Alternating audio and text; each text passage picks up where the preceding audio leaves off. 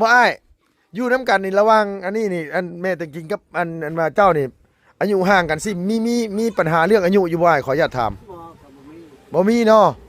เอาว่าง่ายว่ามันคุยกันรู้เรื่องแล้วก็เฮาเป็นผู้ใหญ่แหละเฮามีเหตุผลหลายกว่าเนาะว่าในใดก็คือเฮาต้องอ่ายินยอมก่อนเนาะ ตะกี้เขาจดของผู้หนึ่งวันนั้นได้เขาเอาก่อนล่ะ โอ้ สร้างว่างมาเลยเดี๋ยว เอาจดเขาเอาเขาหมายบอกว่าเงินไม่ได้เข้า โดย เอาผัวก่อนว่ะ โอ้เขาจดเข้าห้องผู้หนึ่ง14 ปี อาชีพกี่ปี โดยเดี๋ยวไปพ่อกันอยู่ใช่ไอ้น้องขออนุญาตถามไปพ่อกันอยู่ใช่ พ่ออยู่นี่แล้วมาไต่ทั่วไปลูกเมียอยู่นี่ได้ตายอยู่นี่เลย โอ้มาพ่อเพิ่นซ้ำแต่งจริงนี่ตอนนั้นน่ะ ว้า แล้วเฮาขออนุญาตถามแล้วอ้ายไปจีบเพิ่นติดจังได๋อ้ายบ่นี่น่ะตอนนี้ไปจีบติดจังได๋ไปจีบติดจังได๋อ้ายบ่ ตะกี้มักเอื้อยแล้วบ่ได้ เอามักเอื้อยเราอ๋อบ่ได้มักว่าเราเป็นเด็กน้อยนี่เนาะเราเป็นเด็กน้อยบ่ได้ นี่บ่แล้วหน่อยมันว่าบัดนี้เบาแล้วพอดี โดย เบาเลย โดย เคยมีเบา โดยก็เลยไปนี่เด้ทั้งนี้คุบเอาได้ทั้งนี้นะ เคยมีเด้ โดยน้อยแม่จะดีนี่เนาะอ๋อแล้วมีผู้ว่าแล้ว ก็เลยคุบเอาน้องแล้วบัดนี้โอ้ที่ไปที่มาคำว่าบ่ได้เอื้อยนี่เอาน้องนี่แม่นเลยนี่เนาะ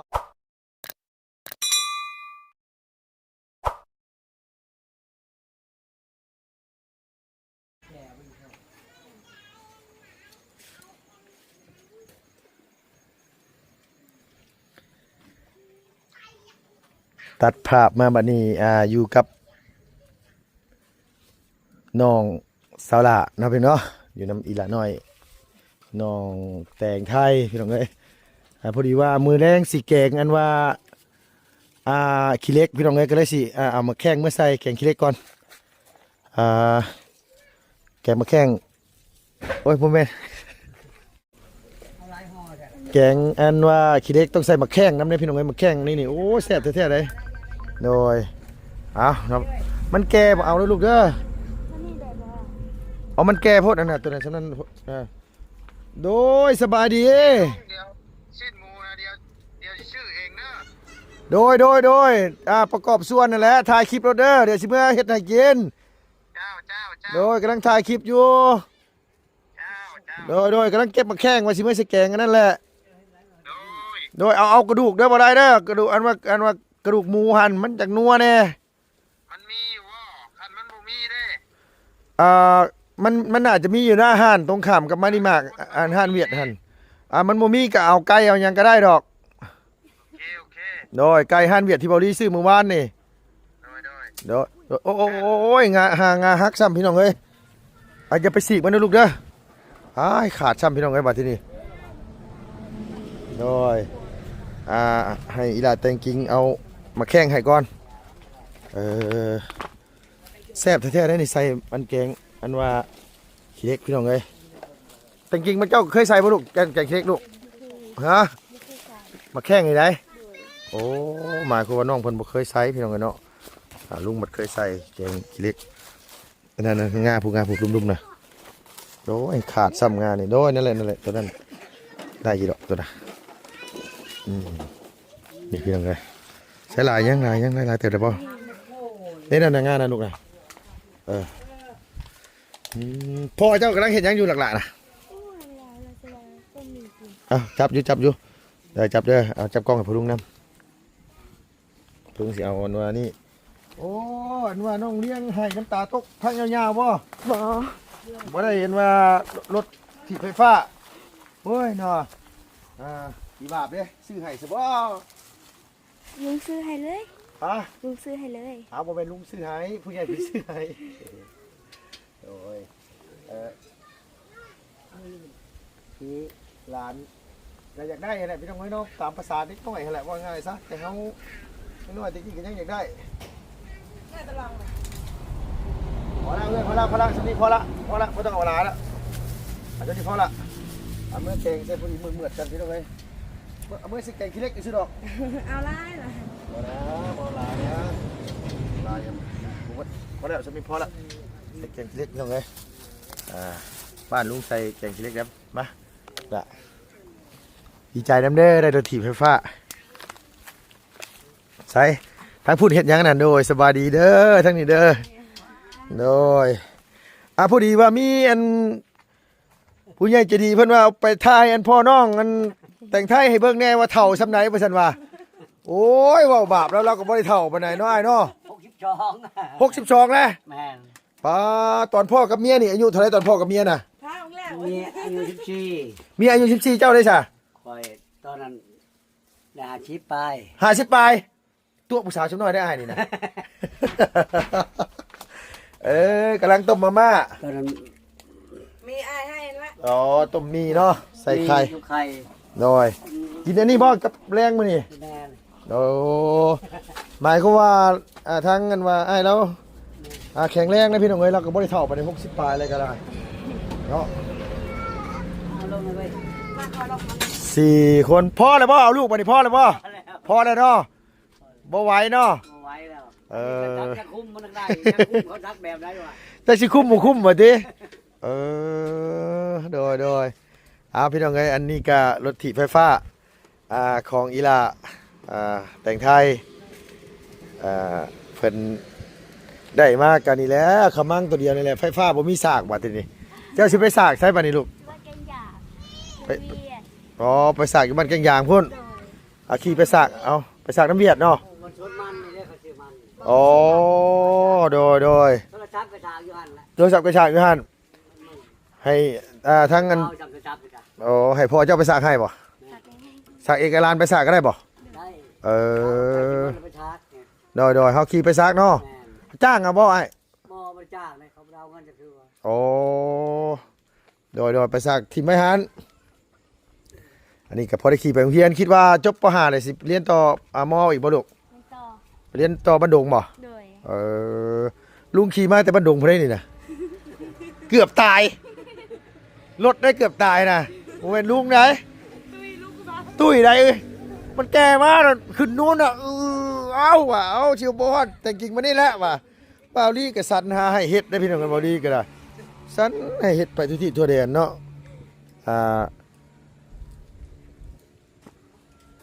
เพิ่นให้ลุงเตรียมแผนกันมาเพิ่นว่าคันน้องเห็นรถบ่มีอยู่ในท้ายกระบะน้องสิว่าได้ใดเพิ่นซั่นว่า น้องเลี้ยงก็แลนมาเลย เล่นมาแล้วบ่เห็นรถบัดนี้บ่เห็นรถก็เลยอันว่าบ่เห็นลุงคิดอยู่ว่าลุงสินี่เอาอันนี้มันคือฮักแล้วบ่ลูกหลานน่ะ อันไหน อันนี้ โบ มันเป็นแบบนี้บ่ เขาทีบเอาทีบเอา เอาตัวนี้มันคือมีสองทางซะตัวนี้น่ะมันคือมีแบบนี้ซะ มันทีบเอาเนาะมืดทีบเอา อ๋อโดยน้ำมันมันต้องใส่ได้โซ่มันนี่ก็โดยเนาะเอาน้ำมันใส่บ่โซ่มันนี่ก็ใส่คือรถจักรนี่บ่อ้ายนี่บ่ตัวเสื้อบ่แต่งกิ่งลุงขี่มาเมื่อกี้ลุงเบรกรถบ่นี่บ่เป็นลุงเอาตีนทูออกมาสิมันสิเบรกบ่ได้นะเบรกพังนั่นบ่นาง เวทสองกันก็ได้ โอ้โดย เวท ลุงเบรกพังเดียวนี่บ่ได้อ๋อโดยเพราะว่าลุงอันขับมาทางนี้บัดมือเบื้องนี่บัดจับกล้องพี่น้องเอ้ยบัดสิเบรกบ่ได้รถบ่อยู่ตีนทัวบ่นี่เอ้าอยู่นี่ใกล้สิฮอดเฮือนใกล้สิแบนี่โอ้ยเกือบเป็นบ่ฮอดเฮือนนั่นว่าน้องเพิ่นได้จ่ายอยู่บ่อันว่าไก่ได้กินอยู่ว่าไก่น้ำเพิ่นน่ะ กิน แซ่บอยู่บ่ แบบ หน้าสาวจะบ่เป็นคนเฮ็ดใจเราเนาะเป็นใจเราซื้อสองตัว โดยโอ้ยเฮาว่าสิซื้อให้ตัวเดียวแหละเฮาว่าสิเอามื้อกินตัวหนึงแล้วเราว่าบ่พอกินเฮาก็เลยให้เรา2ตัวเลย เรื่องเอามาแข้งมากินมาแข้ง โอ้ยแล้วมาเอามาแข่งมื้อแกงสิขี้เล็กพี่น้องเอ้ยบัดนี้น่ะตอนแรกว่าสิซื้อไก่มื้อแกงใส่ขี้เล็กบ่แม่นน้องของมีฮุบไปเบิดเลยไก่ตัวนั้นน่ะ ฉันเลย โดยเพิ่นว่าเดี๋ยวเฮาสิจงไปให้อ้ายกินเด้อเพิ่นว่าจักสิเหลืออยู่ห่าคิดว่าเหลืออยู่บ่คิดว่าเหลืออยู่บ่ บ่เหลือ บ่เหลือแล้วโอ้จังหน่อยสิเข้า เก้าคนผลงาน แม่นคำน้องเพิ่นเว้าอยู่ดอกพี่น้องเนาะเพราะว่าลุงเจตนาลุงน่ะว่าสิซื้อมาให้น้องน่ะตัวหนึงลุงเอาให้เพิ่นตัวหนึงเนี่ยถามว่าพ่อบ่นางบ่พอแล้วว่ะคนร้ายแล้วว่ะจักบ่จักความสิเว้าพี่น้องเอ้ยลุงก็เอาใช่ป่ะให้ไป2ตัวเลย โดยก็ไปเอาหยังให้ก็ไปแต่เอาให้ดุขนาดเลยเนาะน่ะสาวเจ้าเนาะเป็นแบบนี้มาแต่ใดมาบ่เอ้ยดุแบบนี้แต่ใดมาบ่น้องเจ้า ผู้เดียวบ้านนั้นแหละเฮ็ดอยู่ในเรือน เออว่าไงเฮ็ดให้เฮ็ดสวนเฮ็ดห้วยหยังก็อยู่ผู้เดียวแล้วนะ โดย แต่งอยู่แต่งกินกับผู้เดียว โดย เออ ทุกคนละถึง เนาะบ่คือคนลาวลุ่มเฮาได้น้อยเนาะคนลาวลุ่มเฮาบัดลูกสาวบัดสบาย นี่แม่นแหละอันนี้ไม่ผู้ชายหรือผู้หญิงผู้ โดย เฮ็ดเวียก บัดลาวลุ่มเฮาบัดโอ้ยพี่น้องเอ้ยเอาเว้าง่ายซะ มีครอบครัวเลยเขาให้บ่มาช่วยผู้ชาย โดย อันมีครอบครัว คือผู้หนึงอายผู้หนึงก็อยู่ต่างหากเราเฮือนเราเป็นเฮือน เออ สิฮักกัน เฮือนภายเฮือนมัน อ๋อ ชวนภายชวนมัน ชวนไปชวนมัน คือของมีนี่บ่มีคนเฮ็ดกับพ่อกับแม่กับไปทางกับอีแม่2คน โดย น้องชายแล้วก็ไปเผาสวนมันเนาะ โด ไม่ ย ได้ขายกล้วยได้กันชื่อมาให้เขากินให้เขาช่วย อ๋อ เขาช่วยกัน โดยว่าง่ายว่าขายกล้วยขายหยังได้เลยก็ซื้อได้กินมา แห้งกันชื่อ เอาแห้ง มากินน้ำกัน โอ้ เจ โด อย มันไปเอาแห้ง บางเทื่อก็ เอาแห้งเข้าที่บ้านสกีคลีนเอาไปให้เอื้อย บางเทื่อของเขามาเขามาคุณก็ไปตรวจเขาเองกันกันน่ะ โดยยังบ่ได้บอกเพิ่นอยู่ได้อหาว่าสิมีรางวัลอีกอยู่ได้อหา มามีรางวัลใหญ่ด้วยนะ ตัวจะบอกให้นะสาวตัวฟังนะบอกไปเลยเด้อเงียบไปเด้อ โอ้ยสะพายเธอใดก็บ่สำเร็จเนาะ เอาอันนี้เทื่อนี้สิสำเร็จอีนี้เทื่อนี้นะให้ฮู้กันเทื่อนี้นะให้ดูกัน3คน4คนนั่นนี่เด้อตัวจะบอกเด็ดขาดกันรุดไปฮอดหูแล้วน่ะจากปากตัวแน่ๆแหละลุงสิเอาสกอตเทปมาปิดปากตัวไว้เลยวันนี้คันว่าเว้าบ่ฟังกันนี่ สะพายแบบใด ยังบ่ฮู้ลุงยังบ่ฮู้ แม่ก็ ยังบ่ลุงบ่ฮู้เพราะว่าทั้งอ้ายเพิ่นอันผู้เพิ่นฝากมาให้5ล้านนี่แหละเพิ่นบอกว่าเพิ่นยังบ่ฮู้ไงลุงบ่ฮู้ว่าจะไดอ้ายเพิ่นบอกว่าเพิ่นสิมีรางวัลให้เรามักคนดุคนมันคนขยันหักพ่อหักแม่แล้วเรามักเพิ่นอยากซอยเหลือ ที่ผ่านมาน่ะอ้ายหักเขาน่ะเราซอยเรือคนบ้านห้วยละอาเฮ็ดเฮือนเป็นหลังบ่นะ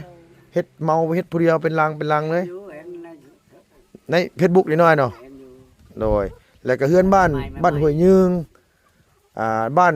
ห้วยยืงกับหลังนึงแล้วก็โอ้เราซอยหลาย บ้านสแลวเด้ก็อายอันเพิ่นนั้นซอย บ่บ้านชะแล้วน่ะหลายคนเนี่ยบ้านชะแล้วหลายคนซอยกัน แต่ว่าทางอ้ายเราซอยเฮือนเป็นหลังในหลายหลังละโดยมานี่นะก็มาซอยล่าสุดนี่กันนี่แหละ ดีเนาะ โดยสาวกองมีนี่แหละเพิ่นเห็นแหละแล้วว่าเรามักคนดุมักคนตั้งใจเฮ็ดเวียกเฮ็ดงานสินะเว้าบ่ได้เด้ตัวนี้ก็เพิ่นเกินมาแล้วล่ะมื้อเช้านี่เพิ่นบอกว่าเพิ่นสิมีรางวัลคนขยันแต่กินขยันอยู่ว่าตัวน่ะฮะขยันกินหยังขยันกินหยังขยันกิน โดยอันนี้ก็คือยันปลาเรียนไป เรียนไปเรียน14เรียนอยู่ป .5 คันจบม .7 นี่น่ะเท่าพอดีซ้ำแม่เจ้าพอดีนี่ สาว เท่าพอดีซ้ำแม่เจ้าพอดีลุงว่าเด้โอ้ย แม่ก็14ปีของผู้หนึง แม่14ปีของผู้หนึง แม่บ่เคยเห็นเนาะ โอ้มากกันลูก โอ้โดยบ่อ้าย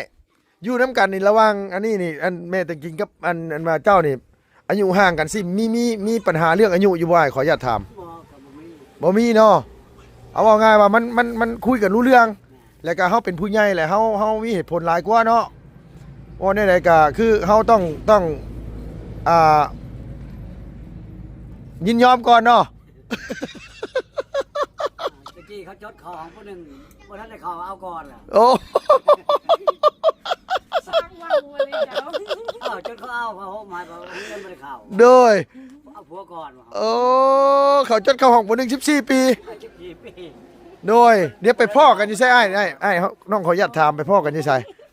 พ่ออยู่นี่แล้วมาตายทั่วให้ลูกเมียอยู่นี่ได้ตายอยู่นี่แหละ อ๋ออ้ายมาพ่อเพิ่นซ้ำแต่งจริงนี่ตอนนั้นน่ะ บัว แล้วเฮาขออนุญาตถามแล้วอ้ายไปจีบเพิ่นติดจังได๋อ้ายบ่นี่น่ะตอนนี้ไปจีบติดจังได๋ ไปจีบติดจังได๋อ้ายบ่ ตะกี้มักเอื้อยแล้วบ่ได้ เอามักเอื้อยเราอ๋อบ่ได้มักว่าเราเป็นเด็กน้อยนี่เนาะเราเป็นเด็กน้อยบ่ได้ นี่มาแล้วหน่อยมันว่าบัดนี้เบาแล้วบ่ได้ โดย เป็นผู้บ่าวเด้ โดย เคยมีผู้บ่าวเด้ โดยก็เลยไปนี่เด้อทั้งนี้คุบเอาได้ทั้งนี้นะ เออดีเด้ โดยน้อยแม่จะดีนี่เนาะอ๋อแล้วมีผู้ว่าแล้ว ก็เลยคุบเอาน้องเลยบัดนี้โอ้ที่ไปที่มาคำว่าบ่ได้เอื้อยนี่เอาน้องนี่แม่นเลยนี่เนาะโอ้ยโดย ถึกเล็กกันแล้วเนาะ เออ เมื่อบ้านบอกว่าลูกถึกเล็กแล้วอะ โดยโอ้ว่าไงได้ผู้สาวสำน้อยเมื่อนี่เลยเคยพาเมื่อสวรรค์อยู่บ่ บ่มาเคยยามนะไปมันยามมาจากไป อ๋อแล้วบ่ไป แม่น อื มัน ม ละลายเอ้ยน้อง อยากอายเอ้ยน้องเอาจะอยากอายยังน่ะเออ มันละอ้ายบ่มีเงินบ่มีคำ โอ้ยบ่เกี่ยวนะคนเฮามันหักมันแพงกันอยู่นํกันลูก4ลูก5แหละ ยาด้วยบ่เคยเข้าเมือง เอากันมาขี่รถจักรกันบ่ขี่นะ เอากันมาขี่รถจักรกันบ่เคยขี่ลูก4นี่ได้ ขี่เทื่อเดียวนะพาขมังเอาลูกไปหมอนั่นไปนั่นแล้วบ่ขี่เลย โดย ขมัง ไอ้ ขี้น้ำเหล้า โดย ฟังเด้ขี้น้ำเหล้าไปฮอดทางว่ามันดองกายไปด้วย โดยอ่า นี่บักนี่มันเหี่ยวบ่แล้วแท้ อ๋อโดยไอ้นี่มันมาค้ามาขายเนาะ แม่น คือเว้าง่ายเฮ็ดไร่เฮ็ดสวนเฮาบ่ค่อยเป็นคนในเมืองเนาะ นึงบ่เป็นชาวมาแล้ว ขาไก่ โดยว่าง่ายค่าเป็ดค่าไก่ค่าพวกเล็กลาหาหุ้นนี่แหละเอาทุกอย่างหน่อยเนาะ แม่น โดยค่าไก่ค่ากาเนี่ย เอาได้ กระ นี่ เบียร์ ฮะ แล้วก็กระป๋องเบียร์ กระป๋องเบียร์อันกองพูนน่ะนะอ๋อหาเลาะเก็บเอา แต่บ่เก็บในห้านเวียดอันนั้นตะกี้โควิดมันเมื่อบ่ได้แล้วมันสั่งชื่อไก่น้ำข่อยมันกินแล้วมันหายเอาเมื่อ อ๋อ เลยโฮม โดยโฮมมา ลงมา คันขายนี่ก็หลายๆเติบได้น้อยเนาะเหยียบใส่กระสอบไปขายนี่ก็มันโลนึง นี่แหละโฮมจากได้เดนจีเลย ก็จะไปจะขายแล้วก็ โฮมเมียน ก็เห็นน้ำทางสองสามวันก็เก็บย้อน โดยอ๋อเก็บมาไว้ ไปกันมาไว้กันบ่เห็น อ๋อ บ่เก็บ โดยมันบ่ลายแล้วเฮาบ่อยากเอาเนาะ ข้าน เอ มีเพื่อนหลายน่ะ เจ้า เห็นแล้วก็จอดเก็บ อืม ว่านี่ บ่ธรรมดาพี่น้องเอ้ย น้ำเวียดได้ ได้ตอนนั้นไอ้50บัวเจ้าน่ะได้เมียน่ะ50เท่าไหร่นะตอนนั้นน่ะ ตอนนั้นคือสิเบิ่งตัวนี้ฮะ62 อยู่นํกันมาจักปีได้ขอจะถาม 7 ปี 17 ปี 7 ปี โอ้กับประมาณ40ปลาย 48 โดย48 ปี โดยหมายเขามว่าไอ้ายก็รอเติบซ้ำน้องไปแหละตอนนี้น้องก็41นี่ก็บ่ได้ยังบ่ได้เท่าปานใดนี่โดยบ่ซั่นผู้สาวสำน้อยบ่มักดอกเฮาว่าไปหมายเขามว่ามีเสน่ห์เติบแหละตอนนั้นก็ได้ มีลูกกับเมียเก่าจักคนไอ้เขาจะถามเลย คน 6 คน ตายแม่คนหนึง อ๋อเดือ5ตอนนี้ อยู่สวรรค์เฮานี่เนาะ แม่ ไอ้ายเป็นเชื้อสายเวียดบ่ แม่ อ๋อโดยว่าง่ายก็คือเราเกิดอยู่สวรรค์ได้บ่ไอ้ เกินชวันเลย โอ้โดยแต่ว่าทั้งลูกไปตลอดเนาะแต่ทั้งเมียบ่ไปนำ ปีใหม่แล้วเอาลูกไปว่ะ โดย พยายามไป เฮาแซวเราอยู่ตอนเจ้าไปอันว่าปีใหม่หาบอกว่า เห็นอยู่เห็น โดยเจ้าน่ะคิดฮอดลูกหรือคิดฮอดผัววะเพิ่นมาคิดฮอดลูกเขาว่าบ่แม่นเฮาว่าบ่แม่นเนาะคิดฮอดผัวเฮาว่าเนาะโดยเคยพิดกันบ่เคยพิดกันแห้งๆบ่เคยพิดบ่ เคยอยู่ อ๋อ บ่ต้องขันแห้ง เอาแบบพิดกันมีอยู่แล้วเนาะคนเฮาเนาะอยู่กัน10ปลายปีเนาะแต่บ่ถึงขั้นลงไม้ลงมือสิเนาะปลอกปอกแป๊กนี่มีเล็กน้อยนี่เนาะ เสียงดัง อ๋ ด่า อโดย บ่โดนมีแล้วลงไปมือตีนะ โดนเถื่อเนาะอันนี้นี่คือสิพ่อแล้วล่ะพี่น้องเอ้ยนี่นะ4คนแหละยิง2ชาย2ฮะ ไปว่าเอาได้ก็เรื่องบ่คุ้ม โอ้แต่เก่าคนเราถึง8ผู้ใดแต่เก่านะกุ้มหมู่กุ้มกับ8 9คนหมู่แต่เก่านะ กูเอาน้ำลายเอาน้ำลายก่อนปีหนึงเนี่ยมันยังได้8คนเลยอันนี้ชิชักยาคุมน้ำนะ โดยแน่มาแน่ซำนี่นี่พอดีงามระวังรถด้วยลูกเด้อสิไปไสน่ะ อันนี้ก็3ปี อ๋อนี่3ปีพุ่นนี่เนาะ ปีป้ายนี่ โดย อันนี้10ปี อันนี้14อยู่กัน2ปีจังได้มีลูกเนาะโอ้โดยเอาโอเคลุงมื้อเลยทางเด้อขอบใจเด้อมาแข่งเด้อโดยได้กินน้ำข้าวอยู่แล้วว่าหมักสมน่ะโอ้ลุงตั้งเจตนาซื้อมาให้ทั้งประตูไม่ตู้ผมไว้ซื้อมาให้เจ้ายังน้อยอย่าไปต้องกินเจ้าน่ะเอาสบายดีเด้ออ้ายเด้อโดยสบายดีเด้ออยู่ดีมีแห้งเจ้าโดยดีใจน้ำเนื้อลาเด้อโดยเอาเราเป็นเนาะพอดีว่ามาเอามาแข่งว่าสิเมื่อเก่งใส่เนาะมาอันว่าพักขี้เล็กแมลงเนาะ สิเมื่ออันว่า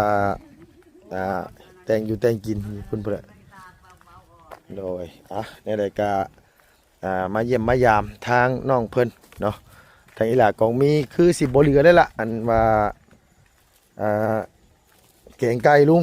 เพิ่นว่าเพิ่นสิจงไว้ให้ลุงจักแม่นบ่แม่นพี่น้องเอ้ยเนาะยันบ่เหลือแล้วเบิ่งนี่เบิ่งคักๆแล้วบ่เหลืออะไรละใส่ล่ะอยู่ทางไหนล่ะบ่เห็นหน้าซับพี่น้องเอ้ย